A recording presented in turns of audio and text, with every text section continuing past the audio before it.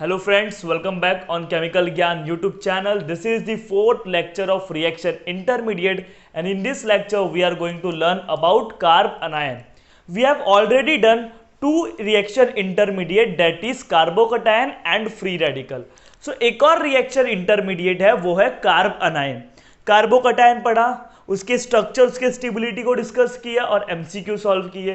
Free radical पढ़ा, उसके structure उसके स्टेबिलिटी को डिस्कस किया, देन एमसीक्यू सॉल्व किए. सेम चीज हम इधर करेंगे. पहले कार्ब अनायन क्या होता है वो सीखेंगे, फिर उसके स्ट्रक्चर को डिस्कस करेंगे, आफ्टर दैट उसके स्टेबिलिटी के बारे में पढ़ेंगे, क्योंकि स्टेबिलिटी के ऊपर क्वेश्चंस बहुत पूछा जाता है. क्लियर हुआ? So let's start. What is carb अनायन? देखो, कार्बोकटायन मतलब क्या? कार्बन के ऊपर पॉजिटिव चार्ज. कार्ब अनायन मतलब कार्बन के ऊपर नेगेटिव चार्ज. एक मॉलिक्यूल है, उस मॉलिक्यूल में अगर कार्बन एटम के ऊपर नेगेटिव चार्ज हो तो ऐसे स्पीसी को हम लोग क्या बोलते हैं? Carbanion. देखो, this is what CH3 minus. So ये CH3 माइनस, C के ऊपर क्या है बच्चे लोग? नेगेटिव चार्ज है. तो ऐसे मॉलिक्यूलर एंटिटी, ऐसी मॉलिक्यूलर स्पीसी को हम लोग क्या बोलेंगे? कार्ब अनायन बोलेंगे. क्लियर हुआ? अगर नेगेटिव चार्ज है तो उसको आप क्या बोलोगे? कार्ब अनायन. तो ये क्या होता है? कार्ब अनायन. अब बात करेंगे इसके कैरेक्टरिस्टिक. इसके पास टोटल वैलेंस इलेक्ट्रॉन कितने होते हैं? 8 वैलेंस इलेक्ट्रॉन. मतलब आउटर ऑर्बिट में 8 इलेक्ट्रॉन्स है. दैट मींस इसका ऑक्टेट इज कंप्लीट. क्लियर हुआ? इसके पहले जो हम लोगों ने दो पढ़ा था उनका ऑक्टेट इनकम्प्लीट था, चाहे वो कार्बोकटायन हो चाहे वो फ्री रेडिकल हो. ऑक्टेट इनकम्प्लीट मतलब उनको इलेक्ट्रॉन की जरूरत है, that's why they are electrophile. जबकि ये क्या है बच्चों लोग? न्यूक्लियोफाइल है. आपको दिख रहा होगा क्यों? बिकॉज इसका ऑक्टेट इज कंप्लीट. समझ रहे ना? ऑक्टेट क्या है? कंप्लीट है. डायमैग्नेटिक. डायमैग्नेटिक क्या होता है? जिसमें सारे इलेक्ट्रॉन पैड हो. जैसे कि कार्बोकटायन में सारे इलेक्ट्रॉन पैड थे, वैसे इधर भी सारे इलेक्ट्रॉन्स क्या हो गए? Paired. And formed by heterolytic fusion. अब क्या होता है समझते हैं. देखो, ये CH3 and this is Y कोई भी एक ग्रुप है. समझ रहा हूं? अभी जो कार्बन की इलेक्ट्रोनेगेटिविटी Y से ज्यादा है, इधर मैं लिख देता हूं इलेक्ट्रोनेगेटिविटी. ईयर मतलब electronegativity of carbon is more than Y. Electronegativity of carbon is more than Y. मतलब क्या होगा बच्चे लोग? कार्बन की इलेक्ट्रोनेगेटिविटी ज्यादा है तो कार्बन क्या करेगा? ये दो इलेक्ट्रॉन है, एक और दो. देखो, ये वाला इलेक्ट्रॉन तो कार्बन का ही है. क्लियर हो रहा है? लेकिन ये वाला इलेक्ट्रॉन किसका है? Y का. उसको भी अपनी तरफ खींच लेगा. क्लियर हुआ? तो आप ध्यान से देखोगे तो CH3 एक खुद का कार्बन का इलेक्ट्रॉन है और एक Y वाला इलेक्ट्रॉन भी खींच लिया. मतलब उसने एक एक्स्ट्रा इलेक्ट्रॉन खींचा. समझ रहे हो आप लोग बात? कोवैलेंट बॉन्ड, एक बॉन्ड में दो इलेक्ट्रॉन, एक इसका एक इसका. कार्बन की इलेक्ट्रोनेगेटिविटी ज्यादा, मतलब इसने दोनों इलेक्ट्रॉन अपनी तरफ खींच लिए. एक खुद का लिया, साथ साथ एक Y वाले का लिया, मतलब उसने एक इलेक्ट्रॉन एक्स्ट्रा लिया. जब भी इलेक्ट्रॉन एक्स्ट्रा होता है तब कौन सा चार्ज आता है? Negative charge. ये बात आपको पता है. कार्बन ने क्या किया? इलेक्ट्रॉन को एक्स्ट्रा लिया, इसलिए कार्बन के ऊपर नेगेटिव चार्ज आया. और ऐसे मॉलिक्यूलर स्पीसी को आप क्या बोलते हो? कार्ब अनायन. क्लियर हुआ? और Y के ऊपर क्या आ जाएगा? Positive charge. तो देखो, हेटेरोलाइटिक फ्यूजन मैंने आपको बताया, होमोलाइटिक फ्यूजन और हेटेरोलाइटिक फ्यूजन. जब ये बॉन्ड है, फ्यूजन बोलो या क्लीवेज बोलो, जब ये बॉन्ड है वो अनइक्वली टूटता है. देखो, ये बॉन्ड है, इसको अगर मैं इक्वली तोड़ू तो एक इलेक्ट्रॉन इसको मिलता और एक इलेक्ट्रॉन इसको मिलता. लेकिन अभी बॉन्ड का ब्रेकिंग कैसा हुआ? अनइक्वल. एक इलेक्ट्रॉन कार्बन को मिला और एक दोनों इलेक्ट्रॉन देखो किसको मिल गया? कार्बन को. जबकि इसको कुछ मिला क्या? नहीं मिला. क्लियर हुआ? और जिसको कुछ नहीं मिलता उसके ऊपर क्या आता है? पॉजिटिव. और जिसको दोनों इलेक्ट्रॉन मिलता है उसके ऊपर क्या आता है? नेगेटिव. आप बात समझ रहे हो? सो बॉन्ड का अनइक्वल ब्रेकिंग हुआ, दोनों इलेक्ट्रॉन इसको मिल गया, इसको कुछ नहीं मिला. अगर एक इलेक्ट्रॉन इसको मिलता है, एक इलेक्ट्रॉन इसको मिलता है तो उसको होमोलाइटिक बोलते हैं. होमो मतलब इक्वल. लेकिन दोनों इलेक्ट्रॉन इसको मिल रहा है और इसको कुछ नहीं मिल रहा, मतलब अनइक्वल. तो इसको क्या बोलोगे बच्चे लोग? हेटेरोलाइटिक क्लीवेज. क्लियर हो रहा है आपको ये बात? What is homolytic cleavage and what is heterolytic cleavage. Now we will discuss what structure of carbanion. Structure of carbanion कैसे होता है? देखो, स्ट्रक्चर ऑफ कार्ब अनायन. देखो, कार्ब अनायन में क्या होता है ना, 8 वैलेंस इलेक्ट्रॉन होते हैं जिसमें से 3 बॉन्ड पेयर होता है और एक क्या होता है, लोन पेयर होता है। 3 बॉन्ड पेयर और एक क्या होता है, लोन पेयर। तो देखो ये कार्बन है जिसमें से 3 बॉन्ड पेयर है और एक क्या है बच्चे लोग, लोन पेयर है। 3 बॉन्ड पेयर और एक क्या है, लोन पेयर। क्लियर हो रहा है? देखो बॉन्ड पेयर को इधर मैं क्या, कोई भी ग्रुप ले लो, एच ले लो, 3 बॉन्ड पेयर और एक क्या है, लोन पेयर। तो इसका हाइब्रिडाइजेशन क्या होगा? हाइब्रिडाइजेशन का फॉर्मूला क्या था बच्चे लोग? हाइब्रिडाइजेशन का फॉर्मूला क्या था? Number of sigma bond plus lone pair of electron. Number of sigma bond plus lone pair of electron. Sigma bond कितने हैं? सिंगल बॉन्ड 1 2 3, 1 2 3, 3 सिग्मा बॉन्ड है प्लस एक लोन पेयर है, मतलब वैल्यू कितना आ रहा है, 4। जब भी आंसर 4 आएगा मतलब हाइब्रिडाइजेशन इज sp3। ऐड करने के बाद अगर सिग्मा बॉन्ड और लोन पेयर को ऐड करने के बाद आंसर 4 आता है, that means hybridisation is sp3। Clear हुआ आपको ये बात? हाइब्रिडाइजेशन क्या हो जाएगा इसका, sp3। मतलब कार्बन आयन क्या होता है, sp3 हाइब्रिडाइज्ड, जबकि कार्बोकटायन एंड फ्री रेडिकल क्या होते हैं, sp2 हाइब्रिडाइज्ड। क्लियर हुआ? अब देखो sp3 तो इसका ज्योमेट्री चेंज हो जाएगा। ज्योमेट्री क्या हो जाएगा बच्चों लोग, टेट्राहेड्रल। ज्योमेट्री क्या हो जाएगा, टेट्राहेड्रल। देखो एक टेट्राहेड्रल की तरह दिख रहा है कि नहीं? क्लियर हो रहा है आपको ये बात? तो ज्योमेट्री क्या हो जाएगा इसका, टेट्राहेड्रल। ये बात याद रखना आप। अब देखो it is diamagnetic. Why it is diamagnetic? Diamagnetic कब होता है, जब सारे इलेक्ट्रॉन पैड हो, मतलब जोड़ी में हो। देखो इधर कितने इलेक्ट्रॉन है, एक बॉन्ड में 2 इलेक्ट्रॉन, एक बॉन्ड में 2 इलेक्ट्रॉन, एक बॉन्ड में 2 इलेक्ट्रॉन। ये दोनों इलेक्ट्रॉन कपल में है, ये भी, मतलब ये 6 इलेक्ट्रॉन क्या है, पैड है। साथ साथ ये 2 इलेक्ट्रॉन भी क्या है, पैड है। कोई अकेला इलेक्ट्रॉन है क्या, नहीं। जब भी अकेला इलेक्ट्रॉन नहीं होता तो वो क्या बन जाता है बच्चों लोग, डायामैग्नेटिक। अगर अनपेयर्ड इलेक्ट्रॉन होगा तो वो क्या बन जाएगा, पैरामैग्नेटिक। देखो फ्री रेडिकल में ऐसा था, एक अनपेयर्ड इलेक्ट्रॉन था तो आप उसको क्या बोल रहे थे, paramagnetic. But all the electrons are paired, जब सारे इलेक्ट्रॉन पेयर्ड होते हैं तो उसको आप क्या बोलते हो, डायामैग्नेटिक। क्या बोलोगे, डायामैग्नेटिक। क्लियर हुआ? sp3 क्यों, क्योंकि नंबर ऑफ सिग्मा बॉन्ड 3 है प्लस लोन पेयर। हाइब्रिडाइजेशन निकालने का फॉर्मूला देखो, number of sigma bond plus lone pair of electron. Sigma bond 3 है प्लस एक लोन पेयर है। अगर आंसर 4 आता है ऐड करने के बाद तो ये क्या हो जाएगा, sp3। क्लियर हो रहा है आपको ये बात? अगर आंसर 3 आता है तो क्या हो जाता है, sp2। Is it there any doubt about the structure and characteristics of carbanion? एक और बात है, हाइब्रिडाइजेशन इसका बॉन्ड एंगल देखो, टेट्राहेड्रल ज्योमेट्री है, मतलब इसका एंगल कितना होगा, 109 degree 28 minute, 109 degree 28 minute. Clear हुआ आपको? सो ये कैरेक्टरिस्टिक्स है कार्बन आयन के, और ये क्या है, स्ट्रक्चर। कार्बन आयन कैसे बनता है, हेट्रोलाइटिक क्लीवेज। कार्बन की इलेक्ट्रोनेगेटिविटी ज्यादा है, किससे, ये ग्रुप से, कोई भी ग्रुप हो सकता है। तो कार्बन क्या करता है, दोनों इलेक्ट्रॉन अपनी तरफ ले लिया, एक खुद का लिया और एक सामने वाले का लिया, मतलब उसने एक इलेक्ट्रॉन एक्स्ट्रा लिया। जब इलेक्ट्रॉन एक्स्ट्रा लेते हैं तो नेगेटिव चार्ज आएगा, और नेगेटिव चार्ज वाले को आप क्या बोलते हो, कार्ब अनायन बोलते हो। क्या बोलते हो, carbanion. Is it there any doubt कैसे बना कार्बन आयन? डायामैग्नेटिक क्यों है, न्यूक्लियोफाइल क्यों है?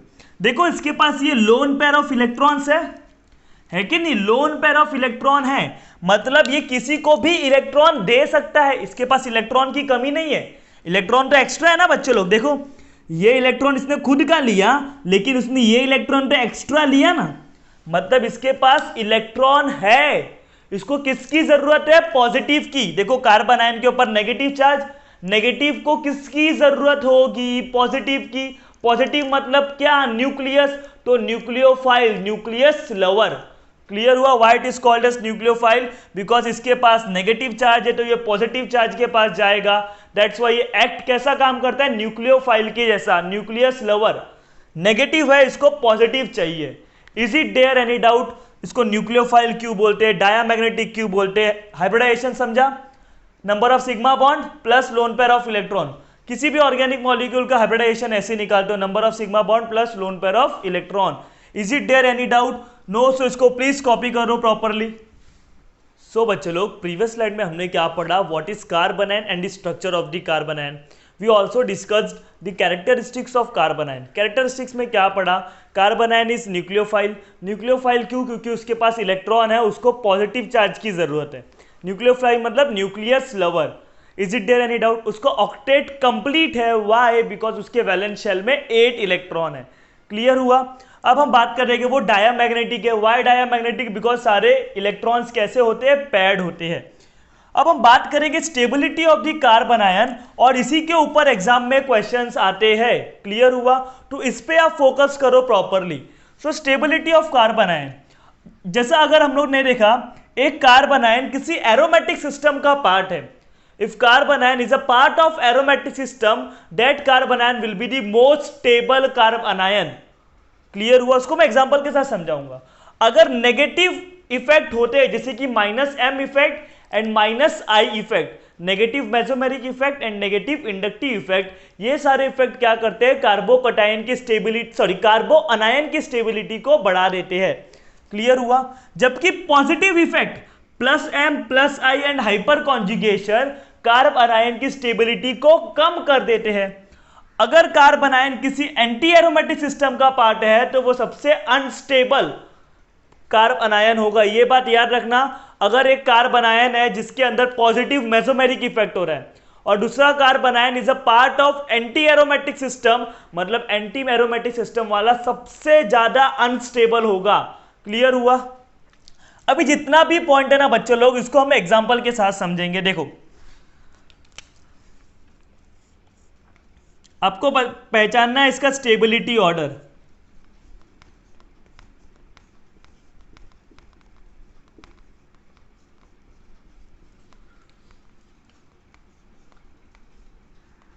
अब देखो, ये 3 आपके पास कार्बन आयन है। मैंने पूछा इसका स्टेबिलिटी ऑर्डर, आप कैसे बताओगे? सबसे पहली बात आप क्या देखोगे, एरोमेटिसिटी चेक करोगे। अब मैंने आपको कार्बोकटायन की लेक्चर में बताया था कि एरोमेटिसिटी कब चेक करना है।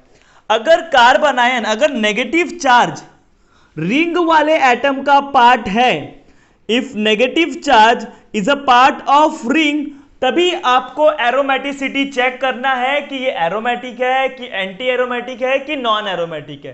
क्लियर हुआ। लेकिन अगर कार्बन आयन रिंग के एटम का पार्ट नहीं है, देखो ये जो कार्बन आयन है CH2-, वो रिंग के बाहर है, दिस इज रिंग के बाहर है, उस टाइम पे आपको एरोमेटिसिटी चेक नहीं करना। एरोमेटिसिटी कब चेक करोगे, जब आपका नेगेटिव चार्ज रिंग वाले एटम का होगा।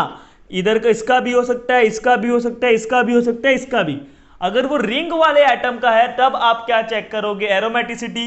अदरवाइज एरोमेटिसिटी चेक नहीं करना। सो इन दिस केस, ये जो नेगेटिव पार्ट देख रहे हो आप, ये इस कार्बन का नेगेटिव चार्ज है, मतलब it is a part of ring. जब भी पार्ट ऑफ रिंग होगा तो आप एरोमेटिसिटी चेक करोगे। तो एरोमेटिसिटी चेक करने के लिए साइक्लिक है, यस। प्लेनार है, क्या रेजोनेंस है, पाई sigma negative, pi sigma negative, pi sigma pi, yes resonance होगा। कॉन्जुगेशन है तो रेजोनेंस होगा। कितने पाई इलेक्ट्रॉन रेजोनेंस में इन्वॉल्व है, कितने इलेक्ट्रॉन रेजोनेंस में इन्वॉल्व है, देखो ये 1 पाई बॉन्ड, 2 पाई बॉन्ड, यानी 4 पाई इलेक्ट्रॉन। और इधर नेगेटिव चार्ज मतलब कितने इलेक्ट्रॉन, 2 इलेक्ट्रॉन। नेगेटिव चार्ज का मतलब कितने इलेक्ट्रॉन है, 2 इलेक्ट्रॉन। ये दोनों भी तो रेजोनेंस में इन्वॉल्व है ना, ये इधर से इधर, इधर से इधर, क्लियर हो रहा है, ये इधर से इधर। तो नेगेटिव चार्ज भी रेजोनेंस में इन्वॉल्व है, मतलब 2 इलेक्ट्रॉन ये भी। तो जितने भी इलेक्ट्रॉन रेजोनेंस में इन्वॉल्व होते हैं उसको आपको काउंट करना है, दैट इज 6 पाई इलेक्ट्रॉन। और 6 पाई इलेक्ट्रॉन वाले कंपाउंड को हम क्या बोलते हैं, एरोमेटिक। 6 हो गया, 10 हो गया, 14 हो गया, 2 हो गया, इतने पाई इलेक्ट्रॉन आ रहे हैं, मतलब वो क्या है, एरोमेटिक।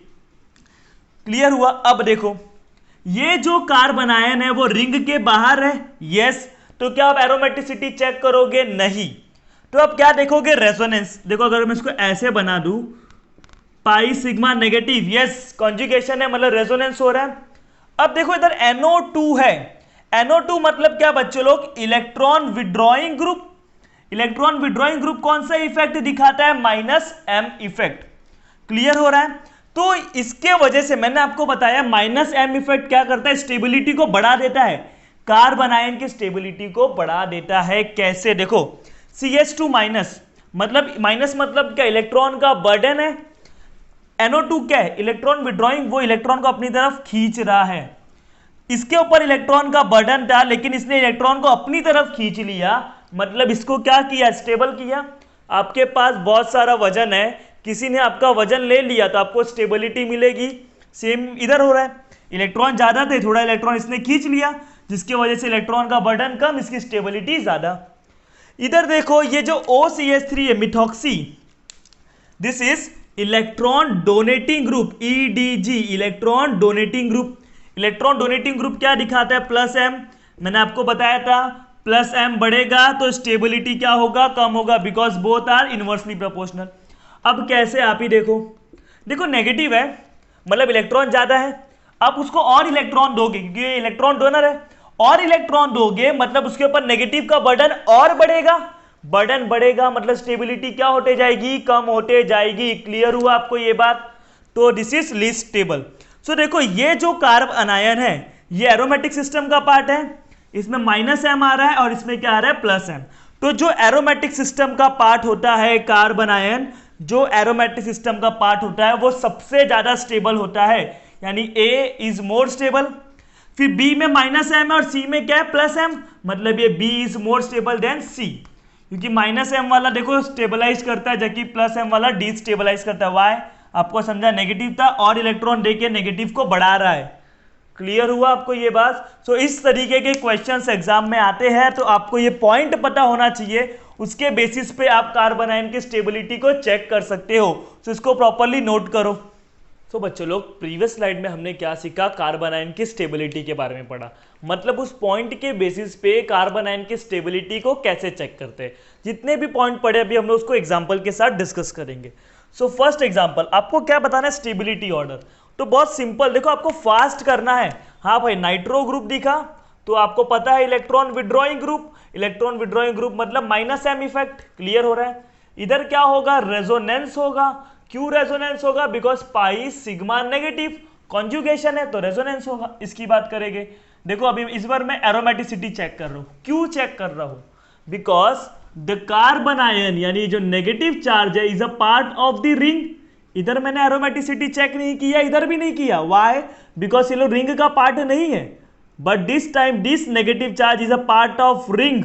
जब भी रिंग का पार्ट होगा तो you will check aromaticity. Yes, तो this is cyclic planar. Resonance है, yes, pi sigma negative, pi sigma negative, resonance भी है। रेजोनेंस है तो आप बात करोगे इसमें कितने इलेक्ट्रॉन्स है। देखो ये 2 इलेक्ट्रॉन्स और ये 2 इलेक्ट्रॉन, नेगेटिव चार्ज मतलब 2 इलेक्ट्रॉन, 2 2 4 इलेक्ट्रॉन्स। रेजोनेंस में कितने इलेक्ट्रॉन्स इन्वॉल्व है, 4 पाई इलेक्ट्रॉन।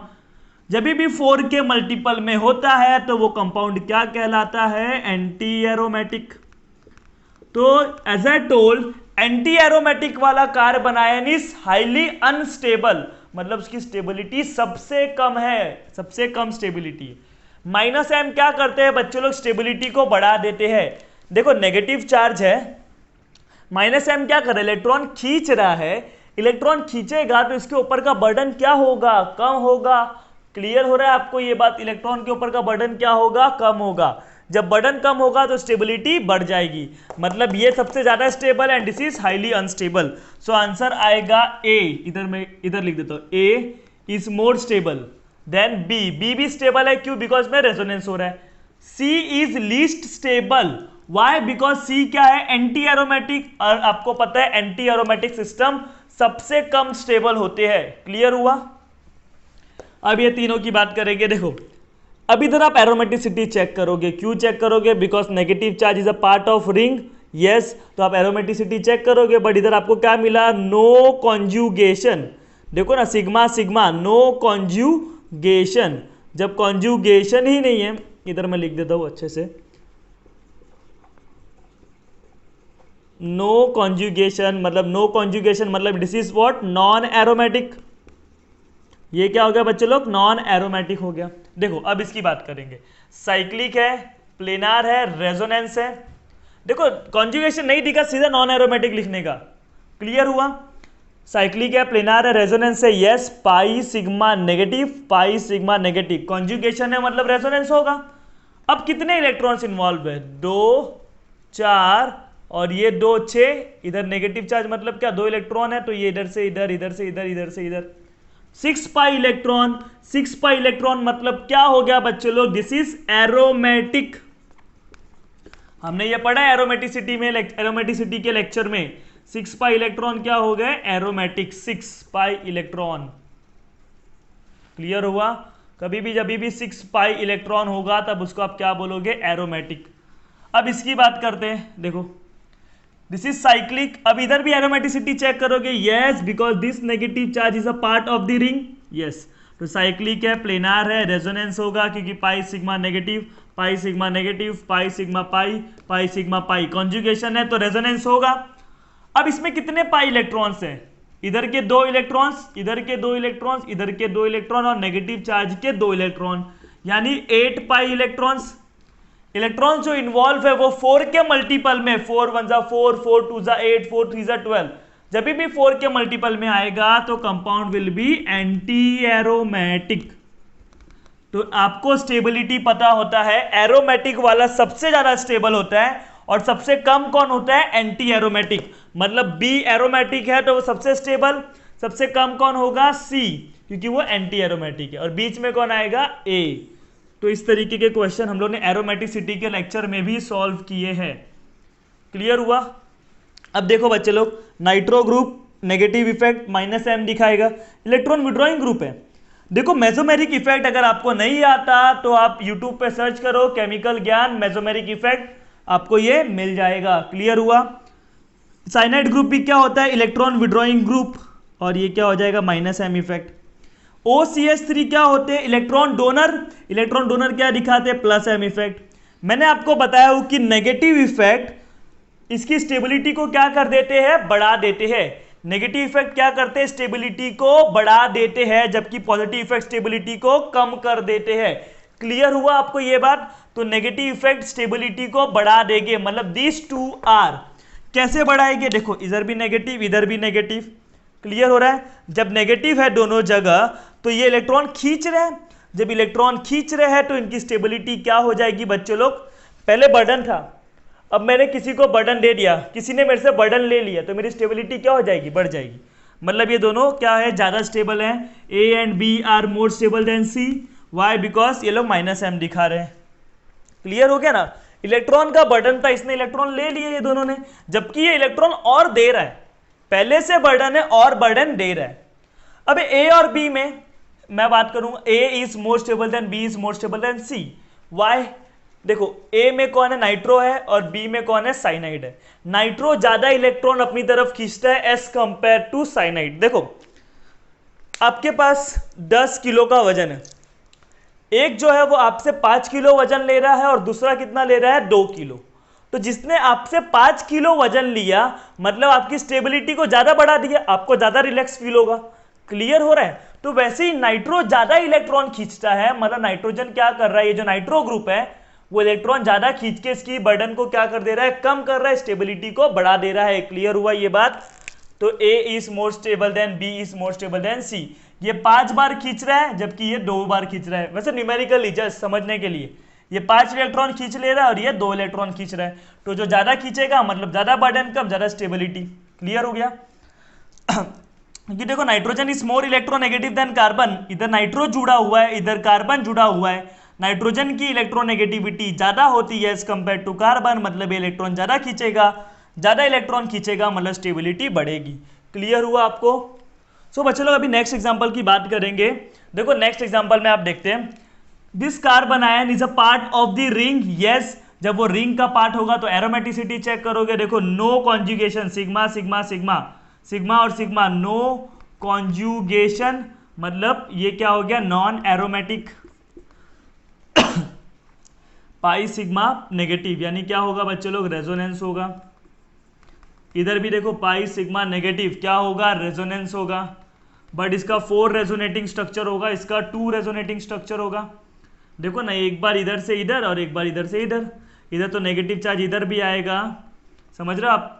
इसने क्या किया, सबसे पहले देखो ये वाला इलेक्ट्रॉन इसको देगा तो ये इलेक्ट्रॉन इधर खींचेगा, नेगेटिव इधर आएगा, इधर आएगा और इधर आएगा। तो 4 रेजोनेटिंग स्ट्रक्चर बन रहा है और इसका 2 रेजोनेटिंग स्ट्रक्चर बन रहा है। तो जितना ज्यादा रेजोनेटिंग स्ट्रक्चर होगा उतना ज्यादा स्टेबिलिटी होगा। ये हमने रेजोनेंस के लेक्चर में सीखा है। ये नेगेटिव सिग्मा पाई क्या है बच्चों लोग, कॉन्जुगेशन है। नेगेटिव सिग्मा पाई क्या होगा, कॉन्जुगेशन। तो नेगेटिव चार्ज जब इलेक्ट्रॉन इधर देगा तो पाई बॉन्ड टूट के इधर नेगेटिव चार्ज आ जाएगा। फिर जब ये इसको इधर देगा तो इधर से क्या आ जाएगा, नेगेटिव चार्ज इधर, फिर ये इधर देगा तो नेगेटिव चार्ज इधर। मतलब इसका 4 रेजोनेटिंग स्ट्रक्चर बनता है, जबकि इसका 2। जितना ज्यादा रेजोनेटिंग स्ट्रक्चर उतना ज्यादा कार्बन आयन की स्टेबिलिटी। याद रखना, मतलब अगर आप इसकी बात करोगे तो ये नॉन एरोमेटिक है, सबसे कम स्टेबल, बट इन दोनों में स्टेबल कौन है, ये। So B is more stable than C, is more stable than A. Why this is more stable, because इसका 4 रेजोनेटिंग स्ट्रक्चर है। ये क्यों अनस्टेबल है, बिकॉज ये नॉन एरोमेटिक है। अब इसकी बात करते हैं। देखो ये क्या है, sp हाइब्रिडाइज्ड। ये वाला जो कार्बन है उसकी हाइब्रिडाइजेशन क्या है, sp। जब भी sp कार्बन के ऊपर नेगेटिव है, हाइब्रिडाइजेशन कैसे निकालते हो, number of sigma bond plus lone pair of electron. एक सिग्मा बॉन्ड है और 2 इधर नेगेटिव चार्ज, मतलब क्या, एक लोन पेयर, एक सिग्मा और एक लोन पेयर। जेड वो वैल्यू कितना आ रहा है, एक सिग्मा एक लोन पेयर, वैल्यू कितना आ रहा है, 2 मतलब sp। इधर जोड़ोगे तो sp2 and this is what, sp3। याद रख लो बच्चे लोग, ट्रिपल बॉन्ड वाला sp, डबल बॉन्ड वाला sp2, ट्रिपल सिंगल बॉन्ड वाला sp3। क्लियर हो रहा है। तो sp मतलब इसमें s कैरेक्टर कितना है, 50%। इसमें s कैरेक्टर कितना है, 33.33%। और इसमें s कैरेक्टर कितना है, 25%। क्लियर हो। जितना ज्यादा s कैरेक्टर उतना ज्यादा इलेक्ट्रोनेगेटिविटी। वाई, बिकॉज s क्या होता है, स्फेरिकल होता है, छोटा सा होता है, स्फेरिकल होता है। मतलब जितना ज्यादा s कैरेक्टर होगा उतना ज्यादा इलेक्ट्रोनेगेटिविटी बढ़ेगी। मतलब this carbon is more electronegative than this, carbon is more electronegative than this. तो नेगेटिव चार्ज इलेक्ट्रोनेगेटिव पे रहता है तो वो क्या होता है, स्टेबल होता है। अगर इलेक्ट्रोनेगेटिव पे पॉजिटिव आया तो वो अनस्टेबल है। जैसे कि क्लोरीन, क्लोरीन के ऊपर नेगेटिव आएगा, chlorine is stable, but chlorine के ऊपर पॉजिटिव आएगा तो वो क्या हो जाएगा, unstable. Why, because chlorine is highly electronegative. ये बात समझ रहे हैं आपको। तो अगर आप याद रख लो, sp वाला कार्बन सबसे ज्यादा इलेक्ट्रोनेगेटिव होता है, then sp2, than sp3। Clear हो गया। sp वाला कार्बन की इलेक्ट्रोनेगेटिविटी इधर मैं लिख देता हूं, order of electronegativity, order of electronegativity, sp is more than sp2 is more than sp3। जितना ज्यादा इलेक्ट्रोनेगेटिविटी होगा, मतलब अगर इलेक्ट्रोनेगेटिव के ऊपर नेगेटिव चार्ज क्या होता है, स्टेबल होता है। लेकिन अगर वही मैं इलेक्ट्रोपॉजिटिव के ऊपर नेगेटिव डाल दूं तो वो क्या हो जाएगा, अनस्टेबल हो जाएगा। मतलब ये सबसे ज्यादा इलेक्ट्रोनेगेटिव है। क्लियर हो रहा है। क्यों इलेक्ट्रोनेगेटिव, बिकॉज s कैरेक्टर देखो 50% है। ये sp, s 50, p 50, टोटल 100, जिसमें से s अकेले 50 है। sp2 देखो, तीनों को मिला के 100 हुआ है, तो एक को कितना आएगा, 33.3।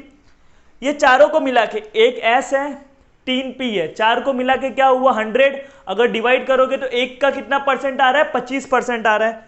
क्लियर हो गया। तो s कितना परसेंट आ रहा है, 25%। जितना ज्यादा s कैरेक्टर उतना ज्यादा इलेक्ट्रोनेगेटिविटी, जितना ज्यादा इलेक्ट्रोनेगेटिविटी होगा उतना ज्यादा कार्बन आयन स्टेबल होगा। तो एक चीज याद रख लो, sp वाला carbanion is more stable than sp2 than sp3। यानी इधर a is more stable than b is more stable than c, because ये तो इलेक्ट्रोनेगेटिव है और इलेक्ट्रोनेगेटिव के ऊपर नेगेटिव चार्ज क्या होता है, स्टेबल होता है। इसकी इलेक्ट्रोनेगेटिविटी कम है और इसके ऊपर नेगेटिव चार्ज क्या होगा, कम स्टेबल होगा। क्लियर हो गया। तो इस तरीके के क्वेश्चंस आपको एग्जाम में आते हैं, तो इसकी प्रॉपरली प्रैक्टिस करो और इसको आप नोट करो। सो बच्चों लोग, लास्ट स्लाइड में हम लोग ने कार्बन अनायन की स्टेबिलिटी से रिलेटेड एमसीक्यू सॉल्व किए थे। Let's solve some more example. तो देखो, दिस इज फर्स्ट एग्जांपल। इसमें ध्यान से देखो, ये पूरा सिस्टम सेम है, ये भी पूरा सिस्टम सेम है।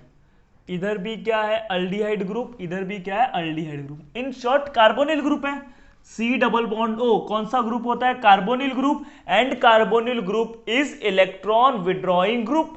मतलब ये भी क्या है बच्चों लोग, इलेक्ट्रॉन विड्रॉइंग ग्रुप है, एंड ये भी क्या है, इलेक्ट्रॉन विड्रॉइंग ग्रुप। ये क्लियर हो रहा है।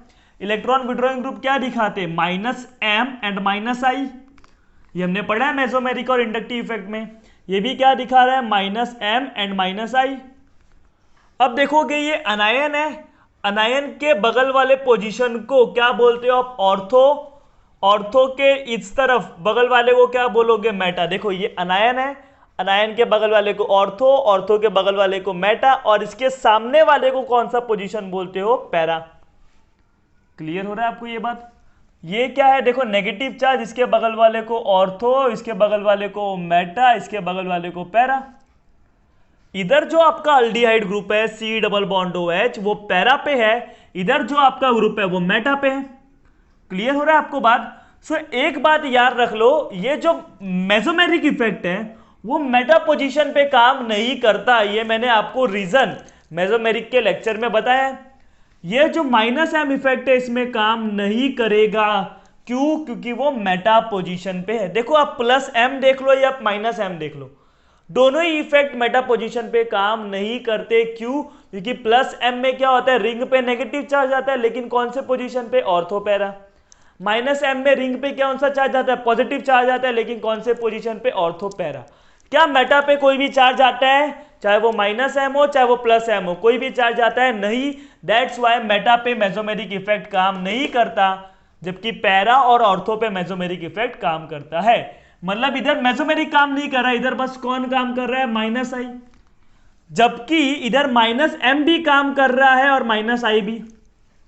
तो as you know mesomeric effect dominants over inductive effect, मतलब इधर माइनस एम वाला ज्यादा इलेक्ट्रॉन खींचेगा as compare to minus I, ये हमने सीखा है। तो जो जितना ज्यादा इलेक्ट्रॉन खींचेगा उतना ज्यादा इसके ऊपर से इलेक्ट्रॉन की बर्डन को कम करेगा, उसकी स्टेबिलिटी को बढ़ा देगा। यानी A is more stable than B. Clear हुआ बच्चे लोग? A is more stable than B, ये याद रख लेना आप लोग।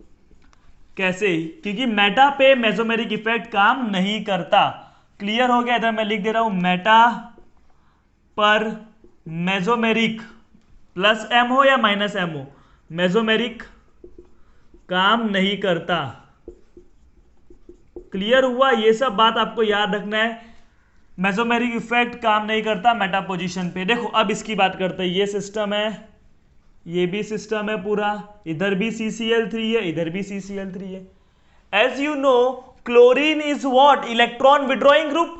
इलेक्ट्रॉन विड्रॉइंग ग्रुप क्या दिखाते हैं बच्चे लोग, minus I effect and minus M effect.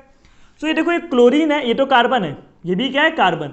ये भी माइनस आई दिखा रहा है, ये भी माइनस आई दिखा रहा है, ये भी माइनस आई दिखा रहा है। इसको देखो, ये भी माइनस आई दिखा रहा है, ये भी, because halogens are electron withdrawing. वो लोग इलेक्ट्रॉन को अपनी तरफ खींचते हैं, इलेक्ट्रॉन क्लाउड को अपनी तरफ शिफ्ट करेंगे, तो क्या दिखा रहा है, माइनस आई। ये भी क्या दिखा रहा है, minus I. But minus I effect किस में ज्यादा है, इसमें कि इसमें? आंसर होगा ये। मतलब जितना ज्यादा नेगेटिव इफेक्ट होगा उतना ज्यादा स्टेबिलिटी। मैंने आपको बताया जितना ज्यादा नेगेटिव उतना ज्यादा स्टेबिलिटी। इसका माइनस आई इफेक्ट ज्यादा होगा इससे, तो A is more stable than B. Why? Because देखो नेगेटिव चार्ज जितना ज्यादा नेगेटिव इफेक्ट। अभी इंडक्टिव इफेक्ट क्या करता है, माइनस इंडक्टिव इफेक्ट मतलब क्या, इलेक्ट्रॉन को खींचना। तो ये इलेक्ट्रॉन को ज्यादा खींच रहा है एज कंपेयर टू दिस। जब ये इलेक्ट्रॉन को ज्यादा खींचेगा मतलब इसके बर्डन को कम करेगा, स्टेबिलिटी को बढ़ा देगा। क्लियर हो गया? अब क्यों ये वाला ज्यादा क्यों खींच रहा है, ये वाला कम क्यों खींच रहा है? हमने पढ़ा था इंडक्टिव इफेक्ट के लेक्चर में, जो इंडक्टिव इफेक्ट होता है वो क्या होता है बच्चे लोग, डिस्टेंस डिपेंडेंट इफेक्ट होता है। क्लियर हो गया? Inductive effect is distance dependent. इधर देखो दूरी कम है ये दोनों के बीच में, इधर दूरी बढ़ गई, डिस्टेंस बढ़ गया, तो डिस्टेंस बढ़ गया तो इसका इंपैक्ट कम हो जाएगा। क्लियर हो गया? जबकि इसमें डिस्टेंस कम है मतलब इसका इंपैक्ट ज्यादा है, मतलब इसका माइनस आई इफेक्ट स्ट्रांगली है जबकि इसका माइनस इफेक्ट वीक है। मतलब इसका टेंडेंसी इलेक्ट्रॉन खींचने का कम है एज कंपेयर टू दिस, क्योंकि इसमें डिस्टेंस बढ़ गया। जितना डिस्टेंस बढ़ेगा इंडक्टिव इफेक्ट कम होते जाएगा। ये हम लोगों ने इंडक्टिव इफेक्ट में सीखा है। क्लियर हो गया? That means A is more stable than B. अब देखो ये दोनों में कौन स्टेबल है, मैं आंसर दूंगा A is more stable than B. Why? Because इधर देखो, इधर से भी रेजोनेंस, इधर से भी रेजोनेंस, जबकि इधर बस एक ही जगह से रेजोनेंस। तो जितना ज्यादा रेजोनेंस होगा उतना ज्यादा स्टेबिलिटी। याद रख लोगे ये बात, जितना ज्यादा रेजोनेंस उतना ज्यादा स्टेबिलिटी। क्लियर हो गया? तो आज हम लोगों ने जितना भी एमसीक्यू सॉल्व किया उससे हमको एक कंक्लूजन मिला, वो कंक्लूजन मैं आपको बताता हूं। देखो कंक्लूजन क्या है, इधर मैं लिख रहा हूं conclusion. This is what triphenyl carbanion, triphenyl carbanion is the most stable carbanion. Why? Because तीन तीन जगह से क्या हो रहा है बच्चे लोग, रेजोनेंस हो रहा है। फिर आप बोल सकते हो उसके बाद कौन आ जाएगा, बायफिनाइल कार्ब अनायन। ये आप लोग को विजिबल है ना, बायफिनाइल कार्ब अनायन। बायफिनाइल कार्ब अनायन से कम स्टेबल कौन हो जाएगा, बेंजाइल, CH2 माइनस। बेंजाइल के बाद कौन आएगा, allyl, CH2 double bond CH2 minus. Allyl के बाद समझ रहे हो आप लोग, जितना ज्यादा रिंग बढ़ते जाएगा उतना ज्यादा रेजोनेंस होगा, जितना ज्यादा रेजोनेंस होगा उतना ज्यादा स्टेबिलिटी होगा। तो 3 रिंग वाला कार्बन आयन ज्यादा स्टेबल होगा, 2 रिंग वाले से 2 रिंग वाला ज्यादा स्टेबल होगा। 1 रिंग के बाद कौन आ गया, एलाइल। एलाइल में भी क्या होता है बच्चे लोग, रेजोनेंस होता है। क्लियर हो गया। उसके बाद कौन आएगा ना, sp वाला, यानी CH triple bond C। sp मतलब ज्यादा इलेक्ट्रोनेगेटिव, ज्यादा इलेक्ट्रोनेगेटिव मतलब नेगेटिव एटम पे, इलेक्ट्रोनेगेटिव एटम पे नेगेटिव चार्ज क्या होता है, स्टेबल होता है। उसके बाद कौन आएगा, sp2 CH2 double bond CH minus. sp2 के बाद में कौन आएगा बच्चे लोग, मिथाइल रेडिकल, सॉरी sp2 के बाद कौन आएगा, फिनाइल आएगा, C6H5 माइनस। फिनाइल के बाद में कौन आएगा, मिथाइल। मिथाइल के बाद में कौन आएगा, 1 डिग्री। 1 डिग्री के बाद में कौन आएगा, 2 डिग्री। 2 डिग्री के बाद में कौन आएगा, 3 डिग्री। मतलब आपको क्या पता चला, 3 degree carb अनायन। This is what, 3 degree carb अनायन। 3 degree carb अनायन is the least stable, मतलब हाईली अनस्टेबल कार्बन आयन है, जबकि triphenyl carbon ion is the most stable carbon ion. Clear हुआ। तो जितना सबसे पहले बात देखो, ये सबसे ज्यादा स्टेबल है, रिंग कम होते जाएगा, स्टेबिलिटी कम होते जा रही है। फिर ये ज्यादा स्टेबल आएगा, अलाइल। क्यों? क्योंकि अलाइल में क्या है, रेजोनेंस है। फिर ट्रिपल बॉन्ड और डबल बॉन्ड वाला कंसेप्ट आएगा, तो ट्रिपल बॉन्ड ज्यादा स्टेबल है। By because triple bond is more electronegative because of more sp character. फिर फिनाइल आएगा। फिनाइल के बाद जैसे जैसे डिग्री बढ़ते जाएगा, 1 डिग्री, 2 डिग्री, 3 डिग्री, स्टेबिलिटी कम होते जाएगी। क्यों? क्योंकि वो इलेक्ट्रॉन देते जाएंगे। क्लियर हो गया। तो ये जो मैंने बताया, ये जो आपको जितना भी सिखाया मैंने, ये आपको पता होना चाहिए। मेसोमेरिक इफेक्ट से स्टेबिलिटी बढ़ता है, कम होगा। माइनस एम इफेक्ट है तो स्टेबिलिटी बढ़ जाएगा, प्लस एम इफेक्ट है तो स्टेबिलिटी कम हो जाएगा। तो आज जो भी मैंने सिखाया उसको आप प्रॉपरली नोट करो बच्चे लोग। पहले इसको कॉपी कर लो। किया कॉपी? तो आज के लेक्चर में हमने क्या सीखा, कार्बन आयन क्या होता है, उसके स्ट्रक्चर के बारे में सीखा, स्ट्रक्चर के साथ साथ उसके स्टेबिलिटी के बारे में सीखा। एंड स्टेबिलिटी वाला part is most important part, because उसमें से ही क्वेश्चंस आते हैं। तो स्टेबिलिटी के क्वेश्चन को कैसे सॉल्व करना है वो मैंने आपको सिखाया। आप घर पे इस वीडियो को एक और बार देखो और आप इसको रिवाइज करो और इससे रिलेटेड क्वेश्चन घर पे प्रैक्टिस करो। Till then bye, take care and thank you so much for watching this video.